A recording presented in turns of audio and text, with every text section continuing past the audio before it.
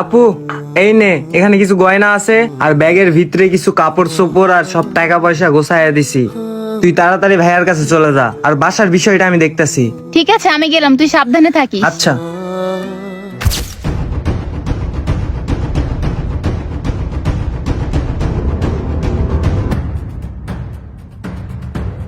বিশাল, এখানে আর এক মুহূর্ত সময় নষ্ট করা যাবে না। আমি তোমার জন্য বিয়ের আসর থেকে পালিয়ে আসছি। তুমি আমাকে কোথায় নিয়ে যাবা সেটা আমি জানি না, আর এতক্ষণে বোধহয় আমার বাসায়ও জানাজানি হয়ে গেছে। তুমি এটা কি করলা? তোমার কি মাথা ঠিক আছে?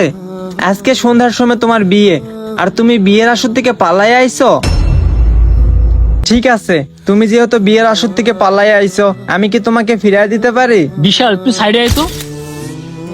আচ্ছা, তুমি একটু এখানে দাঁড়াও, আমি আসতেছি। আচ্ছা ঠিক আছে। আচ্ছা বিশাল, তুই এটা ঠিক করলি? মেয়েটাকে সত্যি সত্যি বিয়ের আসর থেকে ভাগায় নিয়ে আসলি? আচ্ছা, তুই কাজটা ঠিক করলি? এখন যদি তুই মেয়েটাকে বিয়ে না করিস, মেয়েটার ফ্যামিলি কি পরিস্থিতি হবে তুই বুঝতে পারছিস? বুঝলাম না, বিশাল হঠাৎ এমন চেঞ্জ? ও তো এমন ছিল না, ও তো আমাকে অনেক ভালোবাসতো। মামা, মেয়েটারে দিয়ে এখন কি করব? তুই শুধু দেখবি আর তুই বলবি তুই একটা মালিক। আর শোন মামা, আমি কেমনে কি করব তুই শুধু তাকায় তাকায় দেখবি, কোনো কথা বলবি না, একদম চুপ থাকবি। আয়। কি হয়েছে তোমাদের, আর এত ভাবনা চিন্তা কিসের? আর বিশাল, আমি তো তোমার জন্য এখানে পালিয়ে আসছি, তাই না?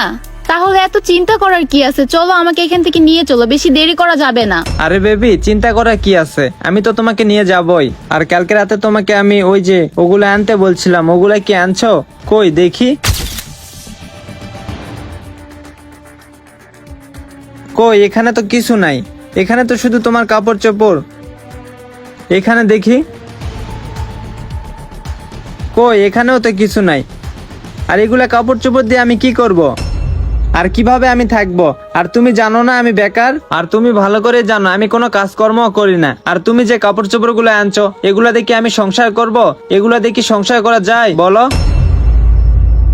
আর শোনো, তোমার সাথে যেগুলো আমার কথা ছিল তার একটাও কোনো কিছু তুমি আনোনি, আর আমার কাছে কোনো টাকা পয়সা নাই। এভাবে তোমাকে নিয়ে যে আমি কোথায় রাখবো? আর তুমি ভালো করে জানো আমি কাজ কাম করি না, আমার কাছে কোনো টাকা পয়সা নাই। এ বন্ধু, তোর কাছে টাকা পয়সা আছে?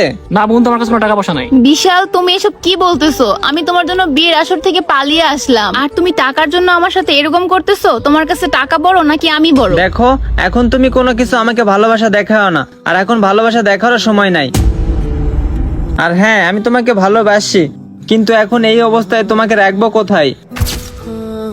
আর এখন আমি যদি তোমাকে ভালোবাসা দেখায় নিয়েও যাই, তাহলে আমাদের রাস্তায় থাকতে হবে।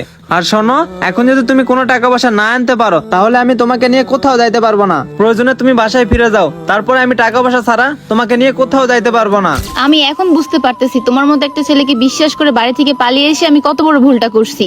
বন্ধু, অনেক হইছে, তুই এবার থাম। তোর জন্য মেয়েটার ফ্যামিলি থেকে চলে আসছে, তুই এই মেয়েটারে নিয়ে নতুন সংসার শুরু কর। তাছাড়াও তুই অনেক মেয়ের জীবন নষ্ট করছিস। দেখ আশিক, তুই জ্ঞান দিতে আসিস না, আমি আমার জ্ঞানে চলি, তোর জ্ঞানে আমি চলি না। আর ওর কি আছে বুঝা? ওর সৌন্দর্য ছাড়া কিছুই নাই, আর এই যুগে টাকা পয়সা ছাড়া কোনোই দাম নাই। আর শোন আশিক, যতক্ষণ পর্যন্ত ওর বাপের বাড়িতে কোনো কিছু না আনতে পারছে, ততক্ষণ পর্যন্ত ওকে কোথাও নিয়ে যাইতে পারবো না। প্রয়োজনে এখানেই থাকুক, ওকে রেখে আমি চইলা যাব, তারপর ওকে আমি নিয়ে যাব না। এই চল তো এখান থেকে, আর এক মুহূর্ত এখানে ভাল লাগতেছে না আমার। বিশাল, আবার কি হলো? তুমি এটা কি করতেছো? আমি তোমার জন্য সবকিছু ছেড়ে চলে আসলাম, আর তুমি আমাকে রেখে চলে যাচ্ছ? আমি এটা তোমার কাছে আশা করিনি, কারণ আমি তো তোমাকে মন থেকেই ভালোবেসেছিলাম, আর সেই ফল তুমি আমাকে এভাবে দিলে। বিশাল, তুমি আমার জীবনটা এভাবে নষ্ট করো না। আমি এখন আমার বাসায় কিভাবে যাব, আর কোন মুখ নিয়েই বা ফিরবো? আর বাবা মা আত্মীয় স্বজন তাদেরকেই বা কি বুঝাবো? এই বন্ধু, তুই একটু সাইডে আয় তো। আজকে বিশালের এত পরিবর্তন, আমি আর বিশালের আশায় এক মুহূর্তও দেরি করব না। আমাকে যখন বিশাল পাবে না, তাহলে অন্য কাউকেও পেতে দিব না। যা করার এখনই করব আমি। বন্ধু, অনেক হইছে, তুই এসব নাটক বন্ধ কর। তুই এক এক ভাবে অনেক মেয়ের জীবন নষ্ট করছিস।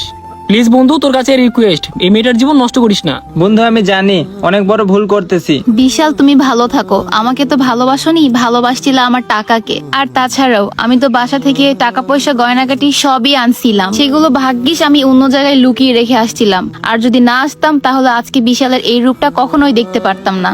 আর আমি মেয়েটারে মিথ্যা আশ্বাস দিয়ে বিয়ের আসর থেকে নিয়ে আসছি। আসলে এটা সত্যি, ওরে আমি বিয়ে করতাম না, অর্থের লোভে পড়ে এটা আমি করতে চাইছিলাম। হয়তো আমি কিছুদিন ওরে রেখে, ওর অর্থগুলো আমি রেখে দিয়ে ওরে আবার পাঠাই দিতাম, কিন্তু মেয়েটা অনেক সিরিয়াস বন্ধু। আমি মনে হয় ওর কাছে ভুল করে ফেলতেছি রে। কিন্তু আমি তো ওর মন থেকেই ভালোবেসেছিলাম। ওর ভালোবাসা মিথ্যা হলেও আমার ভালোবাসা তো আর মিথ্যা না। আমি এই জীবন আর রাখবো না।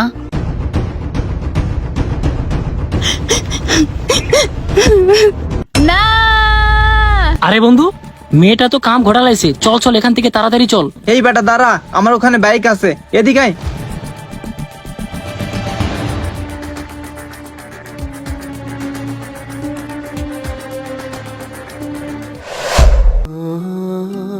অর্থের লোভে পড়ে আজকাল আমরা ভালোবাসি, কিন্তু আমরা একটাবারও ভাবি না যে মেয়েটার কি হবে। আর এরকম ঘটনা প্রতিনিয়ত আমাদের দেশে হইতেছে। সো কেয়ারফুল, পারলে ভিডিওটা ওইসব মানুষদেরকে শেয়ার করে সতর্ক কইরা দিবেন। ধন্যবাদ সবাইকে। আর ভিডিওটা ভালো লাগলে অবশ্যই পেজটি ফলো করে পাশে থাকবেন।